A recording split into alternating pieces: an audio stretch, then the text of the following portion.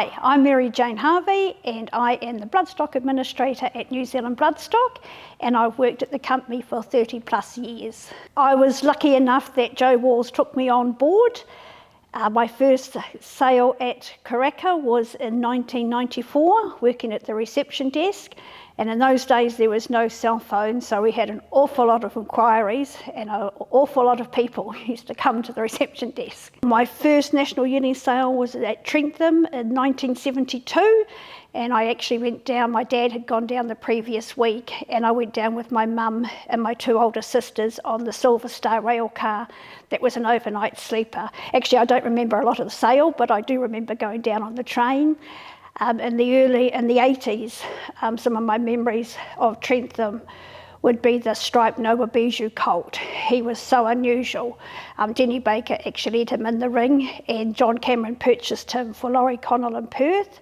In the floods of 1985, they put pallets at the door of the sales pavilion because the puddles were so deep, and having to shelter underneath the eaves of the stable block. One of my earliest memories of Karaka would be the grass horse, whose frame has been rehomed as our white 100-year horse that now greets you on the driveway as you arrive at Karaka, which is fabulous. I will always remember the Doneguardo, the $3.6 million colt.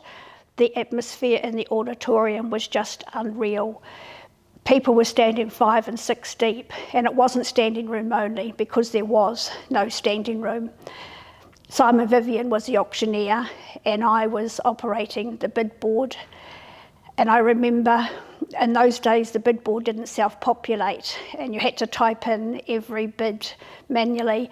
And I remember I wrote down $1 million on a piece of paper to make sure I got the correct number of zeros. And I never made a mistake, so I was very pleased with that. The most significant change for me in my job taking the sales entries has been the introduction of the online portal.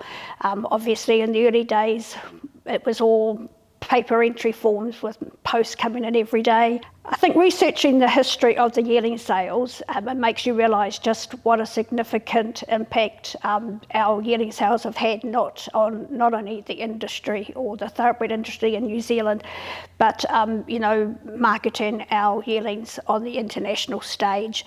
As early as the 1930s, we were selling horses to South America and India. 1932 to South Africa, and the 1950s, a prominent market was Japan.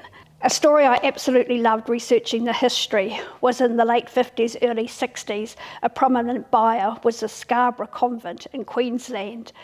The Brigadier nuns, raising funds for the nuns, would buy the yearlings to raffle them as an art union, and the prize came with £400 worth of government bonds towards the training.